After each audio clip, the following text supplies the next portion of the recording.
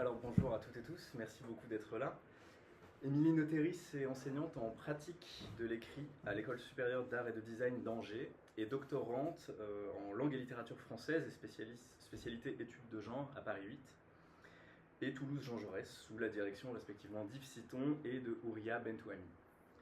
Elle a préfacé et traduit plusieurs ouvrages de féministes et écrit plusieurs essais, dont La fiction réparatrice en 2017 chez UV Éditions. Ma chronique Les choses qui n'existent pas existent quand même en 2020 chez Cambourakis. Une histoire féministe de l'art chez Alma Materio, qui s'appelle Alma Materio en 2020 chez Paraguay. Ou encore une biographie de Monique Wittig, intitulée Wittig, en 2022 chez Les Pérégrines. La thèse qu'elle prépare actuellement s'intitule La fonction fabulatrice, pratique messagère, mensongère des contre-histoires féministes. Et sa présentation d'aujourd'hui s'intitule La pensée noire du dehors, en dehors du temps blanc. Merci beaucoup Émilie, je te laisse la parole. Merci. Merci beaucoup David, et puis merci à vous d'être venu là déjà, parce que c'est pas terminé. Peut-être je vais vous resituer un petit peu l'objet de ma recherche, parce que j'ai profité de cette invitation pour écrire un chapitre qui n'était pas encore écrit de ma thèse. Donc si je démarre un peu abruptement, ça risque d'être compliqué à suivre. Si jamais vous avez des questions, vous pouvez m'interrompre à n'importe quel moment. Il ne s'agit pas que je parle toute seule. De toute façon, c'est un temps limité, il y a un nombre de pages qui a été écrite. Donc, vous n'hésitez pas, surtout s'il y a des questions. Et je me suis dit que j'allais pas commencer tout de suite par cet intitulé que j'avais donné à David, mais que j'allais prendre un petit peu plus en amont dans la thèse. Commencer par une sorte de premier mouvement d'écriture que j'avais posé qui s'appelle Une histoire de magie et de mensonge, et où intervient davantage cette question de fabulation qui sera... bref, vous comprendrez plus tard. Donc, je vais commencer par là. Une histoire de magie et de mensonge. Alors, deux petites citations d'ouverture. L'histoire que nous nous sommes racontée à propos de nos origines est fausse. Elle perpétue l'idée d'une inégalité sociale inévitable. Ça, c'est David Graeber et David Wengrow. How to change the course of human history, at least the part that's already happened. Donc ça, c'était en 2018. Et une citation de l'historien Paul Venn. Si quelque chose mérite le nom d'idéologie, c'est bien la vérité. Et ça, c'était en 1983. Donc soulignons immédiatement à titre de warning que dans bien des situations, la qualification de fable tient essentiellement lieu de disqualification. La fiction serait mensongère, alors que l'examen objectif des faits préserverait la vérité de la souillure des affects, des sentiments, des impressions ou autres intuitions. Parler de fable reviendrait alors à rétrograder, à faire glisser discrètement dans les ornières certaines idées tractées par les pauvres ou les minorités, afin de laisser passer en grande pompe le carrosse des puissants et des puissantes, que l'on caractérisera préférablement de grands récits. Autre nom de code d'un mode de prescription non sollicité, posologie arbitraire d'une vérité unifiée autant que simplificatrice. À l'ère de la post-vérité, mot de l'année 2016 du dictionnaire Oxford, en date de la première accession à la présidence des États-Unis de Donald Trump, notre monde contemporain post-factuel est perclus de fake news, ou de la fusion entre information et intoxication, tout à fait, sous sa contraction usuelle d'infox. Le dictionnaire Oxford définit la post-vérité comme, je cite, des circonstances dans lesquelles les faits objectifs ont moins d'influence pour modeler l'opinion publique que les appels à l'émotion et aux opinions personnelles. Ces circonstances dans lesquelles l'émotion modèle les faits ne sont pourtant pas strictement contemporaines, et si le terme de post-vérité vient décrire une contamination négative, il est des circonstances dans lesquelles ce même mouvement se teinte d'une coloration davantage portée du côté des forces émancipatrices. L'historien américain de la littérature, de la culture aussi, Raymond Williams, avait proposé en 1954 le concept de structural feeling, en français structure de sentiment, comme grille de lecture sociale du marxisme culturel, soit, je cite, des expériences sociales en solution distinctes des autres formations sémantiques sociales qui ont été précipitées et rendues disponibles de manière plus évidente et plus immédiate. Le concept est d'abord envisagé en application dans le champ de la critique cinématographique et il a ensuite été élargi par son auteur, donc je continue à le citer. Lorsque l'on évalue une œuvre en considérant ses différentes parties, il reste toujours un élément pour lequel il n'existe pas de catégorie externe. Cet élément correspond, je crois, à ce que j'ai appelé la structure de sentiment d'une période, et il est uniquement accessible si l'on ressent l'œuvre d'art elle-même comme un tout. Raymond Williams a pour ce faire été fortement inspiré par l'anthropologue russe Bénédicte, disciple de Franz Boas, lectrice de Bergson, qui s'intéressait à l'importance du contexte émotionnel dans l'analyse des sociétés. Et en fait, dans cette thèse, l'idée c'était aussi de fabriquer une sorte de cheminement, alors qu'il ne soit pas strictement linéaire et qui n'est pas non plus une récupération assumée, mais de la fonction fabulatrice chez Bergson jusqu'à la fabulation critique chez Sadi Hartmann.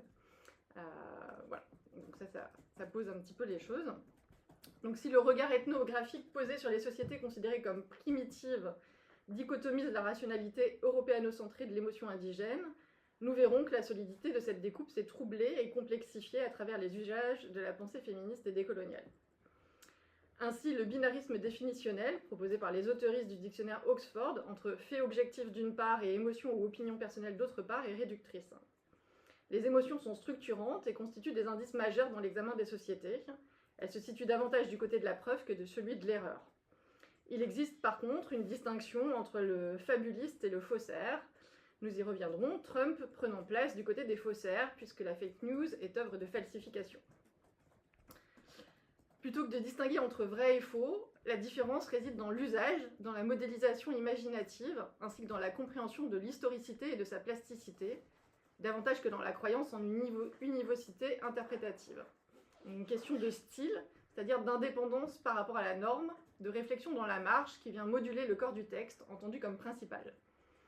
Comme l'exprime Diane Brand, je cite, « Les appareils au pouvoir inventent des récits passifs et normatifs adjacents à la réalité des agressions incessantes, des agressions courantes, des conditions de ces agressions, les embargos, les baraquements, les frontières, la vie en état de siège, la vie sous le fascisme normalisé. » Ce à quoi la lecture d'Édouard Glissant viendrait répondre « Il reste à crier le pays dans son histoire vraie, hommes et sable, ravines, cyclones et tremblements, végétation tarie, bêtes arrachées, enfants béants. » La frontière entre faits tangibles et réalités altérées, agrandies, minoritaires ou déformées et poreuses, nous rappellent les historiens, historiennes et conteureuses. Historiens, historiennes et conteureuses sont placés ici volontairement en regard les uns les unes des autres, et simultanément mis en relation sur un plan d'équivalence par conjonction de coordination. Dans le discours antillais, Édouard Glissant consacre justement une partie à la querelle avec l'histoire et s'intéresse au conte comme résistance face à l'histoire avec un grand H, mieux décrite comme fantasme fortement opératoire de l'Occident. Donc, je cite, « Il est possible que la fonction du conte soit ici de combattre l'action parfois paralysante du désiré historique, de nous sauver de la croyance que l'histoire est la première et fondamentale dimension de l'homme, croyance héritée de l'Occident ou imposée par lui. De même, le mythe consacre la parole et la voue par avance au rituel de l'écrit. Sur ce plan, le conte procède par accès sacrilège. Ce qui l'agresse ainsi, c'est d'abord le sacré du signe écrit. Le conte entier balise une histoire déportée par l'édit et par la loi. Il est l'anti-édit et l'anti-loi, c'est-à-dire l'anti-écriture. Donc le rôle de l'écrivain ou de l'écrivaine ici est primordial pour Glissant. Il a pour tâche de reconstituer une mémoire à partir des traces qu'il identifie dans le réel. L'histoire n'est pas l'affaire des seuls historiens-historiennes, nous dit-il. Il faut donc quereller l'histoire, c'est-à-dire refuser sa linéarité ainsi que toute forme de hiérarchisation. Histoire et littérature sont pensées par lui dans un même geste. Cette dichotomie troublée rappelle celle que nous avons interrogée entre littérature et philosophie. Bon, ça, vous n'avez pas le droit, c'était un autre chapitre. Le mythe est la source à laquelle se sont abreuvées également l'histoire et la littérature, le lieu de leur rencontre première. Je cite, « Le lien primordial entre une perception d'histoire et une ambition de littérature s'esquisse dans le mythe. Il est le premier donné de la conscience historique et la matière première de la littérature, c'est-à-dire qu'il préfigure et fabrique à la fois l'histoire et les histoires. Lorsqu'il parle de perception d'histoire, j'entends la figure de l'historien-historienne comme penchée au-dessus du mythe pour y débusquer le réel, pour y retrouver des faits. Quant à l'ambition de littérature, elle semble vouloir signaler comme une amorce la récupération d'un élan narratif, d'une impulsion qui fasse signe pour conduire à un récit d'ouverture. L'historien-historienne autopsie le mythe, stylo-scalpel en main, alors que l'écrivain et écrivaine y prend appui, comme si elle plaçait ses pieds au-dessus d'un plongeoir. La fonction du mythe obscurcit et éclaire simultanément notre rapport au monde. Néanmoins, explique-t-il, donc là je recite, Le rapport histoire-littérature s'occulte aujourd'hui dans ce que j'appelle le désiré historique. Ce n'est pas chez l'écrivain la passion ni la hantise de l'histoire en tant que réserve ou puisée commodément. Ce n'est pas la mise en plan qui rassure, mais plutôt l'obsession d'une trace primordiale vers quoi s'efforcer, par des élucidations qui ont la particularité, comme jadis le mythe, d'obscurcir en révélant. Le mythe obscur appelle une clarification historique, une fermeture, alors que le conte, structurellement clair et transparent, s'avère incertain dans ses prolongements, ouverture. La fonction du conte serait de combattre l'action parfois paralysante du désiré historique. En cela, l'écrivaine doit apprendre à prolonger le nous que fait surgir l'espace du conte. Et elle doit se faire conteuse, puisque le conte entier met en échec la linéarité, l'éclaircissement relatif instrumentalisé, la construction rétrospective des dominants-dominantes et la légitimité transcendantale. Donc méfions-nous tout autant d'un retour du désiré philosophique ou du désiré historique en philosophie. Avancer avec Bergson, ce n'est pas le prendre pour point d'origine absolue, c'est davantage s'étonner de la reprise différée de motifs, de la perception différentielle des messages philosophiques à travers les couches successives du temps. Nous pourrions reprendre et modifier la citation de Graeber et Wengrow qui ouvre ce chapitre. L'histoire que nous nous sommes racontée à propos de nos origines est fausse. Elle perpétue l'idée d'une inégalité sociale inévitable. Ainsi, l'histoire qu'on nous a racontée et qui a eu pour effet d'effacer nos origines est fausse. Elle perpétue l'idée d'une inégalité sociale inévitable. L'imagination est l'instrument par lequel l'histoire peut être troublée et reprise, de manière à impacter le réel, à modifier la perception des données immédiates. En ce sens, cette mise en œuvre de l'imagination se rapproche du projet de la fabrique littéraire. Je regarde où je m'arrête dans cette partie-là. La nationalité, l'état de nation ou le nationalisme sont justement des artefacts culturels, ainsi que l'exprime l'historien anglo-saxon Benedict Anderson dans son ouvrage L'imaginaire national, réflexion sur l'origine et l'essor du nationalisme, qui a été publié en anglais en 1983. La nationalité est un concept socio-culturel, une communauté politique imaginaire et imaginée comme intrinsèquement limitée et souveraine. Il n'est pas de communauté qu'imaginée, il n'est de communauté qu'imaginée. Les communautés se distinguent non par leur fausseté ou leur authenticité, mais par le style dans lequel elles sont imaginées. Et ça, c'est un point qui est hyper important, je trouve, justement, dans le déroulement du propos. On pourrait entendre ici poindre un écho entre Henri Bergson et Benedict Anderson. Bergson écrivait, c'était presque les mêmes paroles, mais elles ne trouvèrent pas le même écho, parce qu'elles n'avaient pas été dites avec le même accent. Le style ou l'accent avec lequel les nations sont imaginées et transmises prend ses sources dans la fabulation, intentionnelle ou fonctionnelle, qui se distingue de l'affabulation, non intentionnelle ou dysfonctionnelle, soit la présentation d'un récit imaginaire souvent vraisemblable, comme étant réel, sans intention délibérée de tromper. Fabuler n'est pas pour autant tromper, mais plutôt œuvrer à rétablir les faits. Autre chose est tromper délibérément, autre chose guider volontairement dans une nouvelle direction. La question de la tromperie ou du travail du faussaire seront récurrentes ici, qu'il s'agisse d'histoire ou de production culturelle. Comme l'a affirmé l'historienne Suzanne Citron dans sa nouvelle préface de 2017 au Mythe national, initialement publiée en 2008, la configuration d'un récit est marquée d'empreintes idéologiques fluctuantes, de coloration imaginaire. Donc voilà, ça c'était un premier mouvement pour placer un petit peu cette idée de fabulation et donner à entendre les questions qui étaient soulevées par rapport au régime de vérité, au rapport à l'histoire. Et je pense que c'était nécessaire d'avoir ce temps-là avant de pouvoir passer à l'intitulé réel de cette intervention, qui était donc la pensée noire du dehors en dehors du temps blanc. Et puis vous verrez que comme tout ne se passe pas exactement comme c'est prévu dans le temps de l'écriture, les petites phrases d'annonce, en fait, c'est là où j'arrive à la fin de mon intervention. Donc c'est pas exactement ce que vous aurez non plus.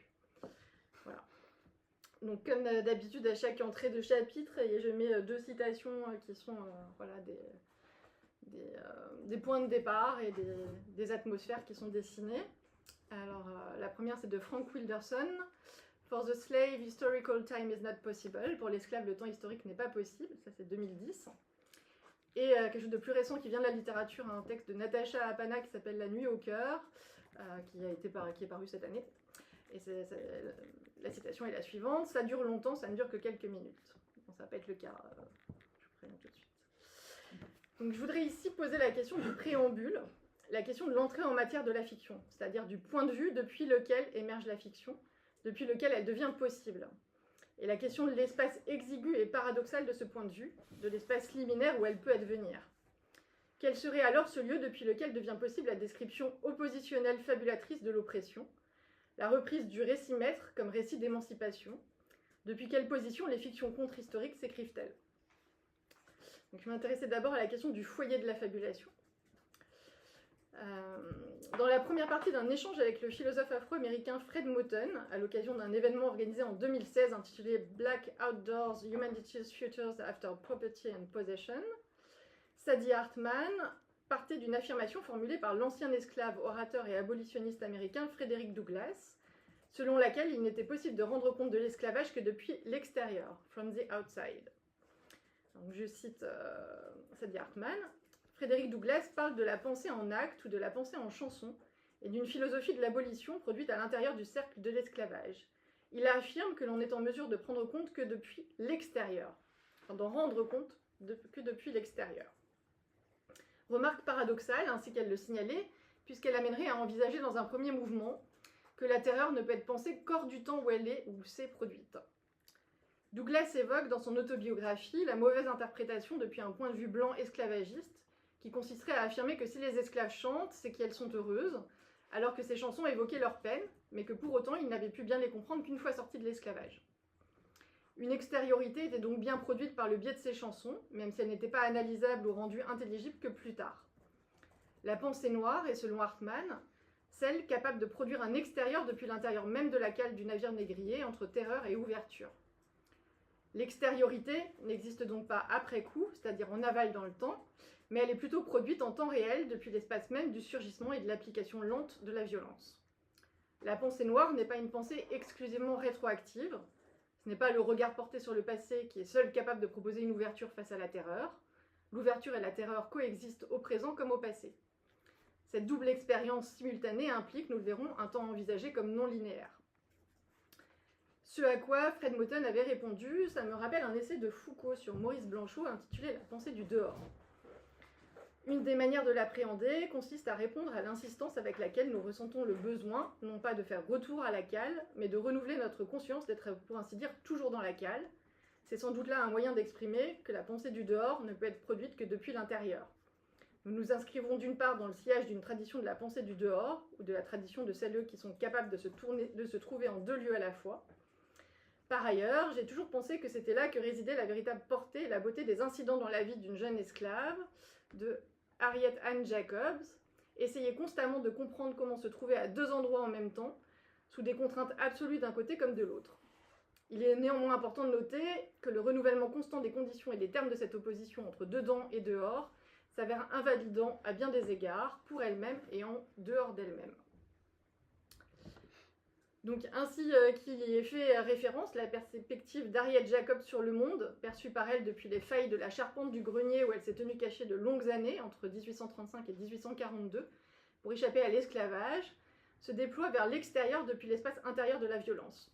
On pourrait considérer qu'il s'agit de petits marronnages, d'une fuite de l'espace du regard blanc, d'une soustraction relationnelle. La chercheuse Catherine McKittrick avait précisé cette situation dans son ouvrage Demonic Grounds, Black Women and the Cartographies of Struggle. Donc je cite McKittrick.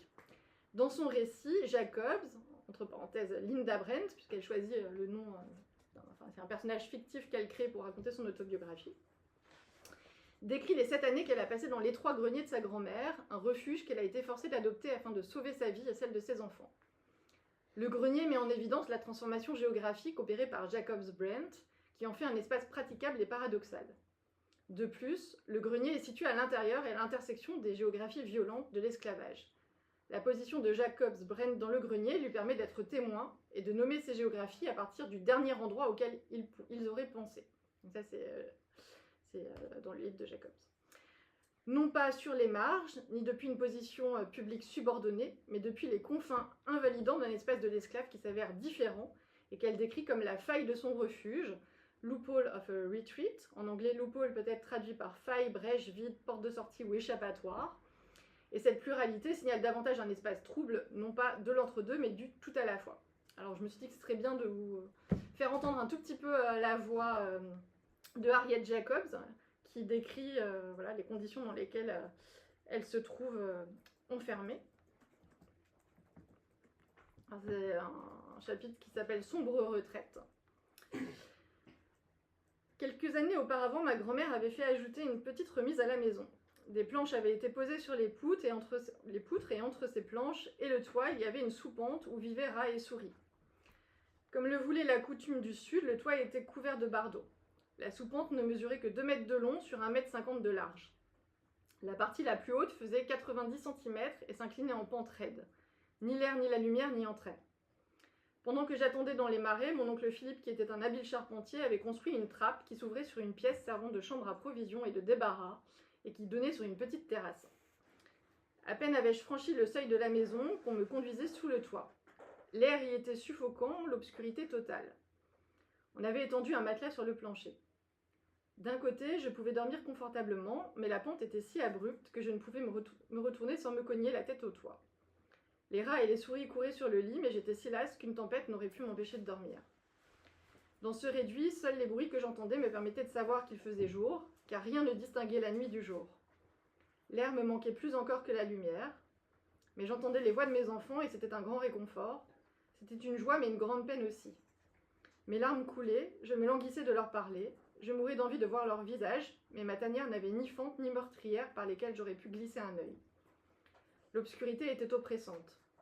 C'était affreux de rester assise ou couchée dans la même position jour après jour, sans le moindre rayon de lumière.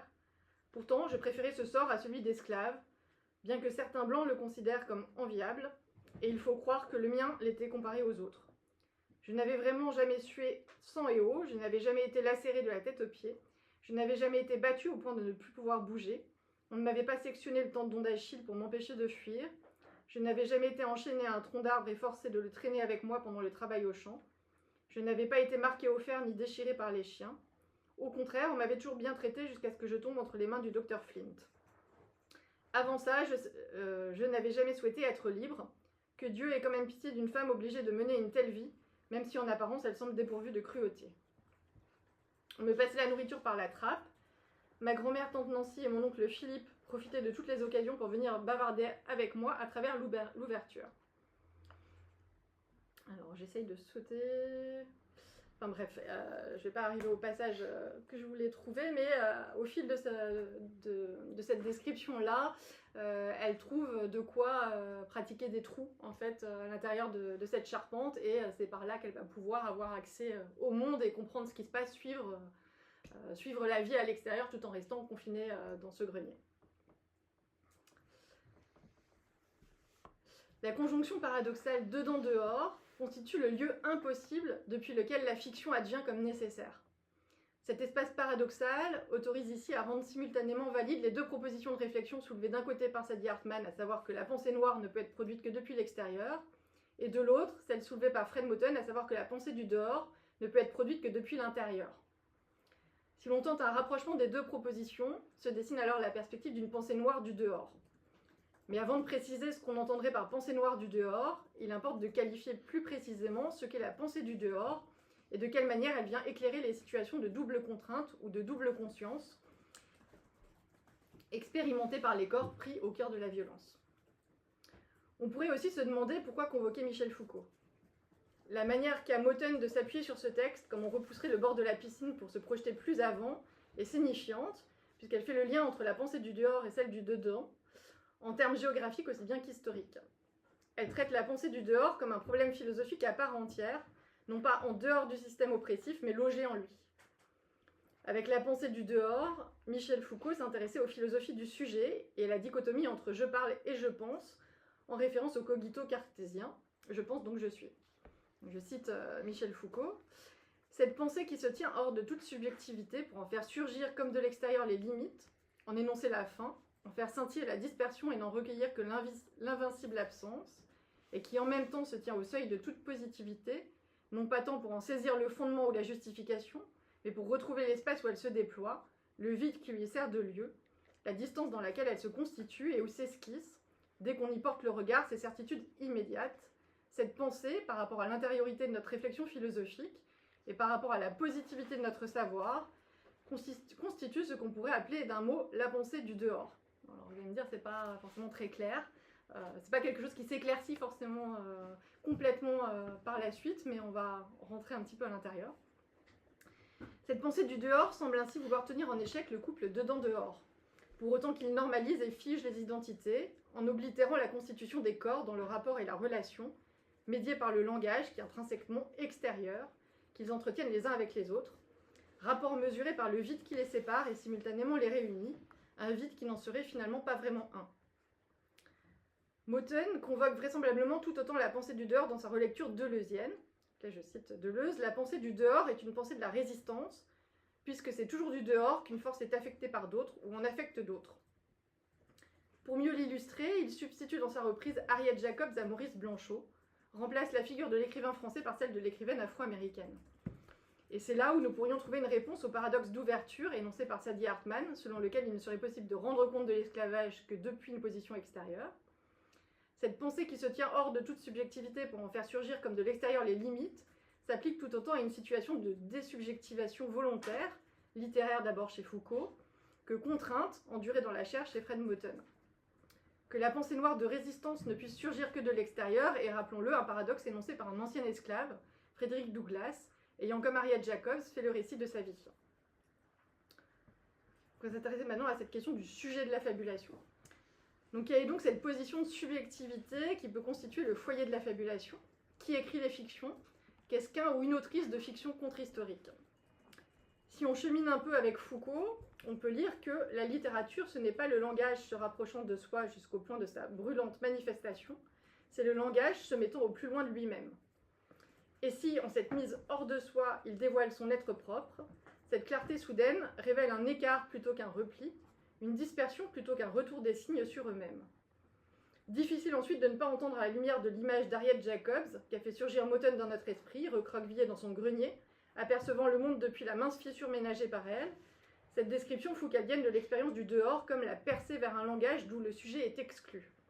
De ne pas nous trouver à même de mieux saisir l'incompatibilité entre l'apparition du langage en son être et la conscience en soi de son identité.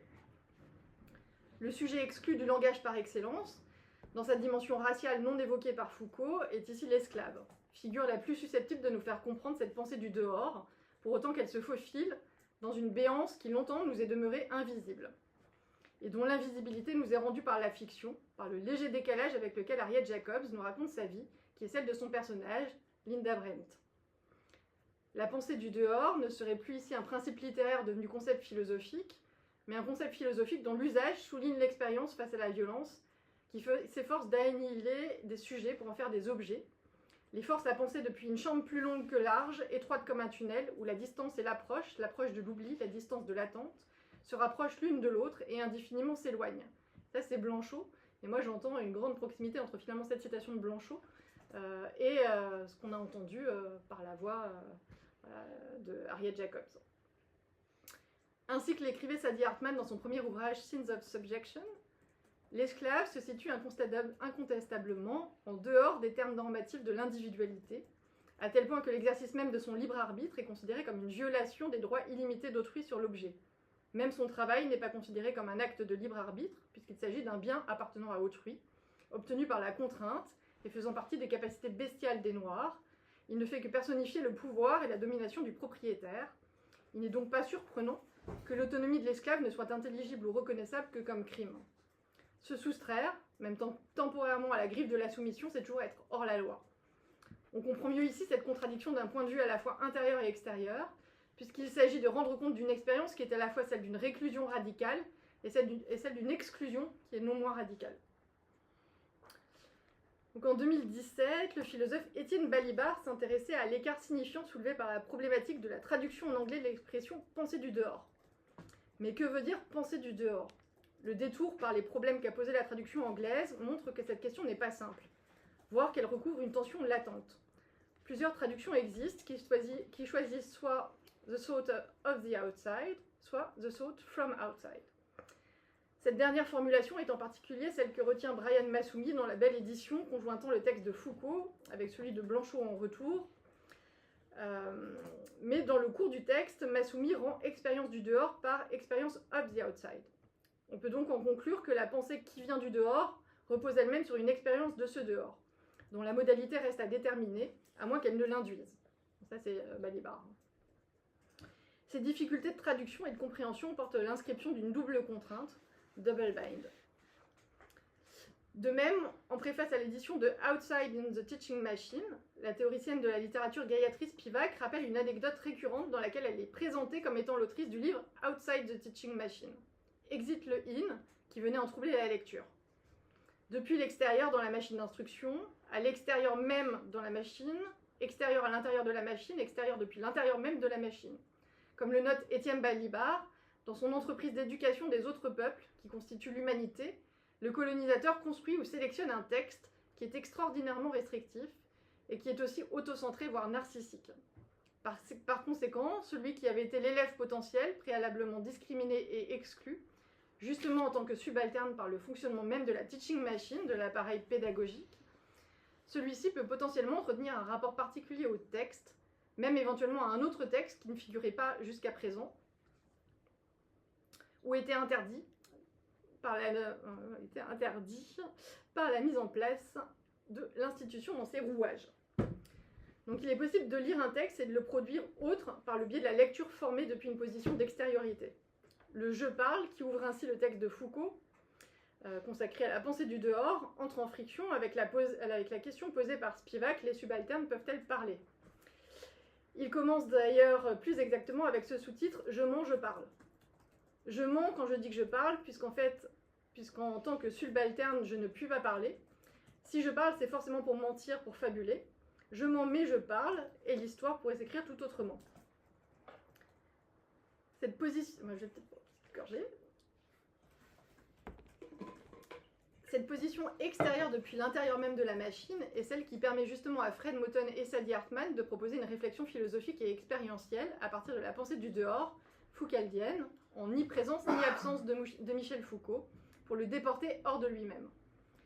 La pensée noire du dehors, comme extériorité pourrait-on dire, ce serait alors la reconnaissance et l'activation tactique de cette double contrainte ou injonction de l'appartenance et de la désidentification, le vivre dans le dehors d'eux, tel que l'exprime Moten, living out from, lorsqu'il fait ensuite référence à sa famille et à celles qui logeaient dans les bois, c'est-à-dire pour autant qu'elles étaient à la fois incluses dans une zone géographique et en lisière de cette même zone.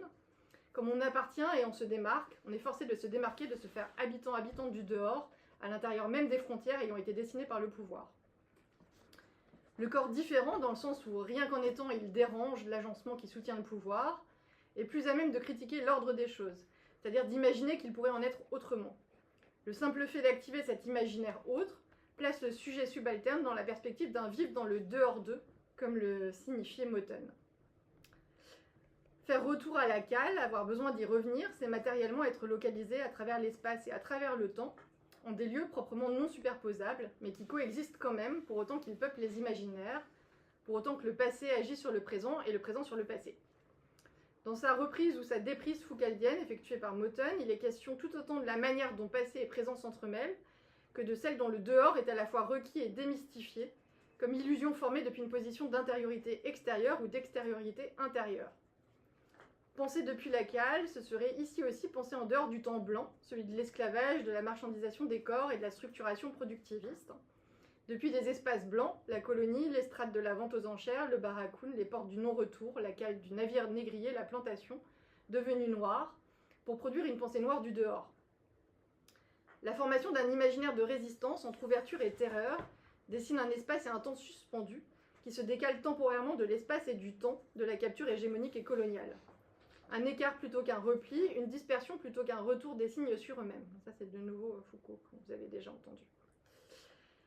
Sadi Hartmann évoquait quant à elle un ouvrage dont elle ne citait pas le titre, traitant du marronnage de la frontière, pratique qui, tout en maintenant une proximité avec la plantation, dans le risque permanent de la recapture, imposait de ne pas laisser de traces visibles de sa présence. Il s'agit vraisemblablement de Slavery's Exiles, The Story of the American Maroons, de l'historienne franco-sénégalaise Sylviane Anna Diouf. Donc, je cite l'historienne. John Sally s'est enfui et n'est jamais revenu, n'est allé nulle part non plus, et resté juste autour de la plantation. Comme Sally, la plupart des marrons marronnes ne sont pas partis à la recherche de leur liberté dans des endroits reculés.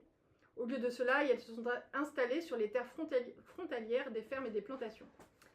Ces hommes et ces femmes sont devenus les marronnes les plus invisibles qui soient, bien que leurs contemporaines, blanches et noires, aient été parfaitement conscients de leur existence. Partir, ne pas revenir et n'être simultanément nulle part est une manière de se placer dans le dehors-d'eux, de se tenir en bordure, à la fois spatialement et temporellement, politiquement et historiquement. Il en va de même pour la cale. Le principe de la cale tiendrait ici lieu de refuge à une pensée menacée sans cesse de se retrouver sans lieu, qui est empêchée de manière à ce qu'elle ne puisse pas même avoir lieu. Le non-lieu choisi viendrait ici contourner l'ajournement de la pensée. Comme l'écrit la romancière d'origine martiniquaise Fabienne Canor dans la poétique de la cale, variation sur le navire négrier, pas espace mais spectre, puisqu'elle s'entête à tourmenter les peuples des peuples qui furent déportés, inarrachable des mémoires mais irreprésentable, la cale est et n'est pas. On croirait une énigme ou le prologue d'un conte à tirer pour les morts. On aimerait capturer l'ombre dont on ne dispose que d'un savoir lacuneux, mais la parole cale se muse, la parole cale marronne, la parole cale est une poétique. Donc on pourrait se poser maintenant cette question, quel changement finalement imprime cette fabulation dans le tableau de la réalité qu'elle figure? Que raconte la fiction minoritaire ou subalterne? Il est parfois difficile de transmettre de quelle manière s'assemblent au cours de la recherche les éléments disséminés, masqués ou transformés qui, une fois réunis, composent un nouveau récit. La philosophe Séverine Kodjo-Granvaux, co-commissaire avec l'écrivain Driss Sides de l'édition 2026 des Rendez-vous de la philosophie au Maroc, m'ayant invité à intervenir, je revenais à son compte Instagram fin décembre 2025 pour y trouver un post dédié à l'ouvrage de Fabienne Canor que je viens de citer. Dans la poétique de la cale, il est question de la traduction par Canor en français de Barracoon, l'histoire du dernier esclave américain de Zora Neale Hurston. Il s'agit de l'histoire de la vie de Cudjo Lewis, racontée par lui-même, en tant qu'il était l'un des ultimes survivants de la Clotilda, dernier navire qui déporta des esclaves africains, ça aurait été bien ça, des esclaves africaines aux États-Unis. Dans l'introduction à Barracoon, qui suit la préface écrite en 2018 par Alice Walker, l'éditrice signale que l'historienne avait consacré en 2007 un livre à l'histoire de la Clotilda. Le lien qui relie deux autrices citées l'une à la suite de l'autre émerge ainsi dans la marge des lectures, qui constituent des lieux, des abris temporaires, qui hébergent des vies, des époques et des géographies variées. Comme l'imagination, l'écriture est une poche de résistance susceptible de rompre la linéarité du temps et de rapprocher des lieux distants, pour autant que les autrices soient elles-mêmes des lieux, ainsi que l'exprime Annie Ernaux, qui considère que l'écrivaine, c'est un lieu par où passent des émotions, des expériences. Donc convoquer des personnes expropriées, arrachées à leur origine, c'est aussi leur donner le livre pour abri, pour lieu, ainsi que le rappelle Fabienne Canor. Donc je la cite, « Ce que je dois à ces disparus sans sépulture est plus important que ma dette envers l'histoire. Je leur dois ce sanctuaire, cette somme de pages écrites, en partie publiées, où leur vie ne pourra plus jamais être en danger ou confisquée. On ne peut pas tuer pour de bon un personnage, qu'on rouvre le livre et le voilà ressuscité. On ne peut pas l'expatrier non plus, l'obliger à quitter son lieu d'énonciation, qui est sa maison, à jamais. » Donc la poétique de la cale de Fabienne Canor, elle emprunte son titre à la fois à la poétique de l'espace de Gaston Bachelard et à la poétique de la relation d'Édouard Glissant. Et lorsque Michel Foucault propose la pensée du dehors, c'est aussi sans doute au chapitre 9 de la poétique de l'espace qu'il pense, celui intitulé La dialectique du dedans et du dehors. Donc écoutons un instant Bachelard. Ainsi, l'être spiralé, qui se désigne extérieurement comme un centre bien investi, jamais n'atteindra son centre. L'être de l'homme est un être défixé. Toute expression le défixe. L'être ne se dessine pas, il n'est pas bordé par le néant, on n'est jamais sûr de le trouver ou de le retrouver solide en approchant d'un centre d'être. Et si c'est l'être de l'homme qu'on veut déterminer, on n'est jamais sûr d'être plus près de soi en rentrant en soi-même, en allant vers le centre de la spirale. Souvent, c'est au cœur de l'être que l'être est errance. Parfois, c'est en étant hors de soi que l'être expérimente des consistances. Parfois aussi, il est, pourrait-on dire, enfermé à l'extérieur. Donc, Édouard Glissant, quant à lui, a assisté au cours de Gaston Bachelard à la Sorbonne. Et dans le discours entier, Glissant, attaché à la question du lieu, écrivait « On prononce ordinairement l'insularité comme un mode de l'isolement, comme une névrose d'espace. Dans la Caraïbe, pourtant, chaque île est une ouverture. La dialectique dehors-dedans rejoint l'assaut terre-mer. » Donc temporalité et spatialité sont deux phénomènes distincts. Ainsi que l'écrivait Michel Foucault en 1967, certains des conflits idéologiques qui animent les polémiques d'aujourd'hui se déroulent entre les deux pieux descendants du temps et les habitants acharnés de l'espace. Il faut d'abord délier temps et espace avant de pouvoir saisir leurs entremêlements. La compréhension du temps, comme autre chose qu'une projection spatiale, réside dans l'expérience de la durée réelle. La projection du temps dans l'espace a pour effet d'homogénéiser l'expérience, de la réduire pour ainsi dire, de la simplifier, d'en aplanir et rigidifier la formation. Elle procède en une fabrique de la linéarité.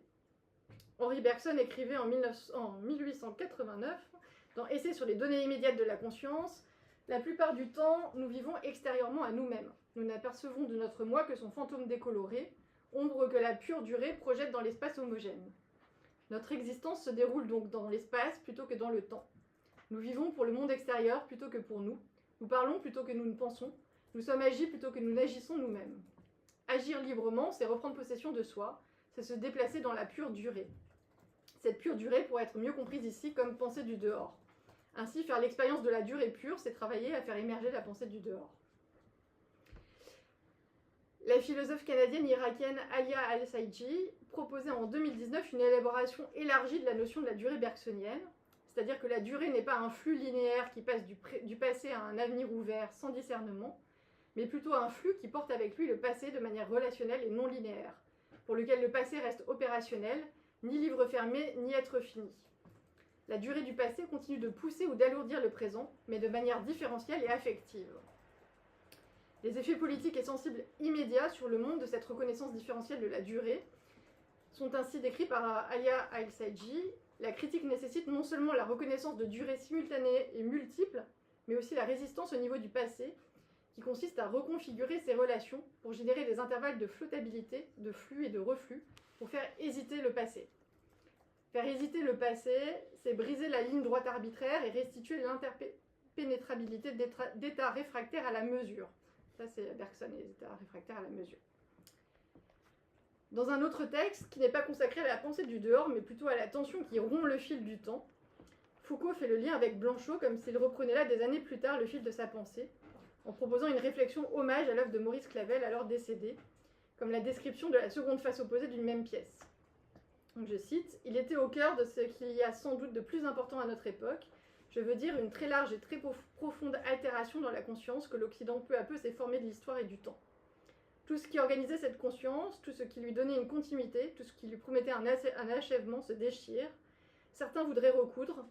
Il nous dit, lui, qu'il faut aujourd'hui même vivre autrement le temps, aujourd'hui surtout. » Donc la pensée du dehors se retrouve ainsi connectée à la déchirure du fil temporel, à la plasticité de la durée qui s'oppose à l'imposition d'un temps uniforme et linéaire. Cette pensée s'inscrit dans une durée pure bergsonienne dans le sens où la continuation du fil même de la pensée du philosophe vient rompre le fil du temps par effet de reprise, de flux et de reflux. Le style est l'instrument qui donne à sentir la plasticité de cette durée. Comme pour Fred Moten ou Sadi Hartman, c'est le style qui offre à travers ses modalités de composition et de structure la respiration nécessaire à l'agencement de la pensée dans son extériorité. Ainsi que le formule Sadi Hartman dans la postface de l'ouvrage de Diane Brand, Cartographie de la porte du non-retour, la distillation temporelle est une dimension signifiante de ce qui nous permet d'endurer la cale, sans risquer l'asphyxie. Si cette histoire est catastrophique et que ces dommages perdurent, le temps demeure malléable et plastique. Brand fait exploser ce continuum à travers sa prose et sa poétique. Son maintenant est grossi de l'alors et de l'avant, et du pas encore et de ce qui pourrait être. Au fil de son corpus, elle nous restitue de manière précise ce que signifie habiter le monde de cet homme-là, et qui nécessite un changement de perspective temporelle. Le temps étant en mouvement, comme nous le sommes nous-mêmes, non pas limité à la régulation horlogère, ni réduite à des unités homogénéisées et vides, ni non plus aux divisions uniformes de la durée et de l'existence des vies jetables à des fins d'accumulation et de mort, le plus que et ce qui pourrait être nous sont ainsi restitués dans la pliure. Et me suis arrêtée là dans l'écriture, et c'est le moment où intervient ce petit paragraphe que j'avais écrit et que donc voilà, je n'ai pas encore pensé sur la reprise par Sadi Hartman et une autre autrice qui s'appelle Rashida Phillips d'un texte de science-fiction afroféministe qui s'appelle Kindred d'Octavia Butler et qui met en jeu ces questions de non-linéarité et de violence. Donc, voilà, ce sera tout pour ce morceau-là. J'espère que j'ai pas été trop rapide parce que j'ai tendance à aller un peu vite quand je parle. Mais c'est le moment sans doute de déplier aussi et puis de revenir, voire de de me mettre en échec dans ma pensée, de voir là où des choses peuvent s'ouvrir et se prolonger. Voilà.